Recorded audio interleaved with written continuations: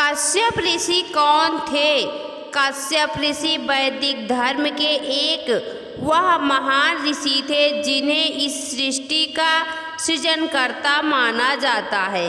कश्यप ऋषि के पिता का नाम मारीच ऋषि था, जो स्वयं ब्रह्मा जी के 7 मानस पुत्रों में से एक थे, जबकि उनकी माता का नाम कला था, जो महान ऋषि कर्दम की पुत्री थी। कश्यप की गणना वैदिक धर्म के प्रमुख 7 ऋषियों में की जाती है। इनके द्वारा ही संसार के सभी देव, दानव, नाग, असुर, पशु, पक्षी, मानव आदि उत्पन्न हुए हैं। इसलिए कश्यप ऋषि के वंशज सृष्टि के प्रसार में सहायक माने जाते हैं। उन्होंने कई ग्रंथों जैसे कश्यप संहिता, स्मृति ग्रंथ आदि की रचना की। कश्यप ऋषि की पत्नियों के नाम दक्ष प्रजापति ब्रह्मा के मानस पुत्र थे। उन्होंने सृष्टि के प्रसार के लिए अपनी पत्नी के गर्भ में 66 कन्याओं को उत्पन्न किया, जिनमें से 17 कन्याओं का विवाह उन्होंने ऋषि मारीच के पुत्र कश्यप से कर दिया। महाभारत तथा विष्णु पुराण के अनुसार ऋषि कश्यप की 17 पत्नियों के नाम निम्न प्रकार हैं: अदिति, दिति, दनु, अनिष्ठा, काष्ठा, सुरसा, इला, मुनि, सुरभि, कद्रु, विनता, यामिनी, ताम्रा, तिमी, क्रोधवसा, शर्मा, पातंगी। किंतु अन्य ग्रंथों में कश्यप ऋषि की 13 और 9 पत्नियों की ही चर्चा मिलती है। कश्यप ऋषि की प्रमुख पत्नियां 4 थीं, जो अदिति, दिति, कद्रु और विनिता थी। कश्यप ऋषि की पत्नी अदिति ने 12 पुत्रों को जन्म दिया, जो आदित्य कहलाए और उन्हें देवता कहा जाता है, जो व्युश्वान, भग, मित्र, आर्यमा, धाता, इंद्र, पूषा, विधाता, त्रिविक्रम, त्वष्टा, वरुण, सविता हैं। जबकि कश्यप ऋषि की दूसरी पत्नी दिति ने हिरण्यकश्यप, हिरण्याक्ष और सिंहिका 2 पुत्र और एक पुत्री को जन्म दिया। दिति से जन्मे इसलिए दैत्य कहलाए और इन दोनों दैत्य का वध स्वयं भगवान विष्णु ने किया। किंतु कई पौराणिक ग्रंथों में दिति के 49 पुत्रों की चर्चा मिलती है। कश्यप ऋषि की तीसरी पत्नी दनु से 61 पुत्र जन्मे। दनु से जन्मे होने के कारण उनको दानव कहा गया।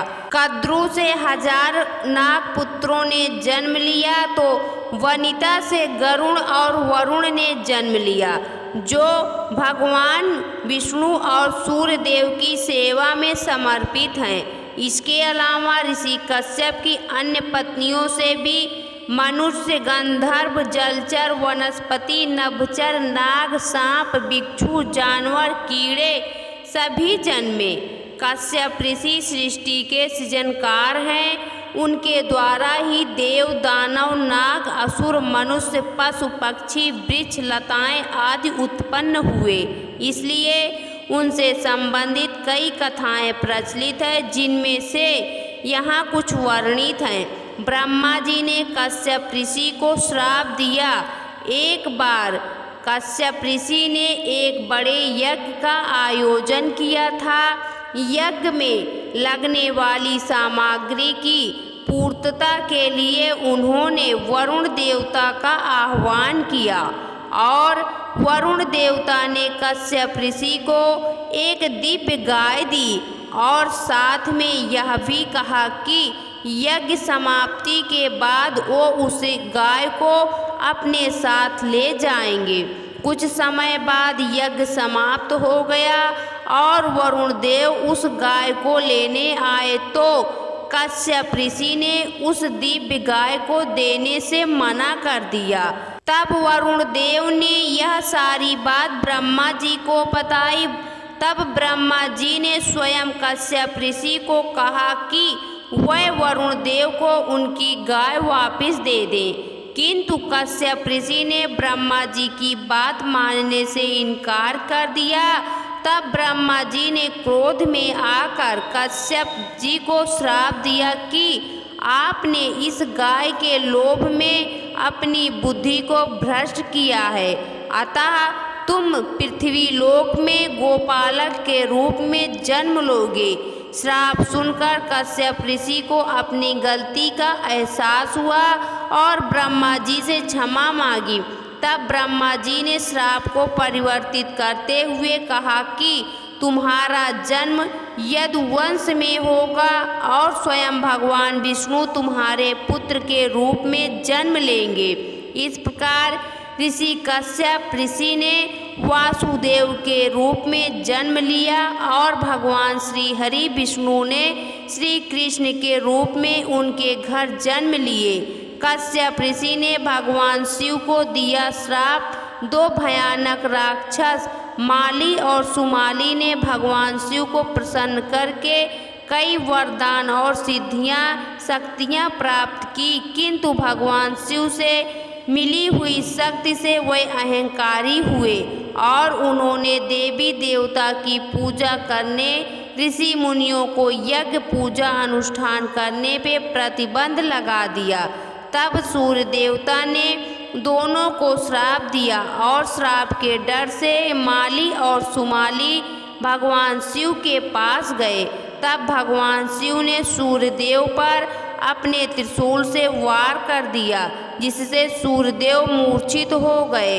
पुत्र सूर्यदेव की हालत देख के कश्यप ऋषि ने भगवान शिव को श्राप दिया कि जिस तरह मेरे पुत्र की हालत आपने की है, ठीक उसी तरह आपके पुत्र का सर धड़ से अलग होगा। कश्यप ऋषि का श्राप सुनकर भगवान शिव शांत हो गए और फिर से सूर्य देवता को पुनर्जीवित किया। भोलेनाथ जी ने अपने भक्त कश्यप ऋषि को माफ किया और उनका श्राप स्वीकार किया, जो कालांतर में भगवान गणेश का सिर धड़ से अलग होने पर पूर्ण हुआ। माना जाता है कि कश्यप ऋषि के नाम पर ही भारत देश के मुकुट कश्मीर नाम रखा गया था। इससे संबंधित एक कथा है। पौराणिक कथाओं के अनुसार बताया जाता है कि जलोद्भव नामक राक्षस था, जिसने ब्रह्मा जी की तपस्या करके वरदान और कई मायावी शक्तियों का स्वामी बन गया तथा अपनी शक्तियों के मद में ऋषि मुनियों, मनुष्यों, देवताओं को सताने लगा।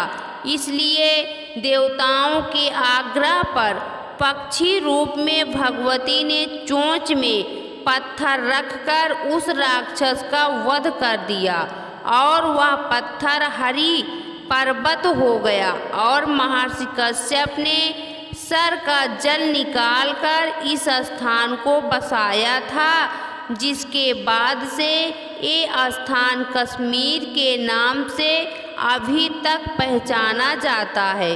दोस्तों, आपको यह पौराणिक कथा कैसी लगी कमेंट बॉक्स में ज़रूर बताएं।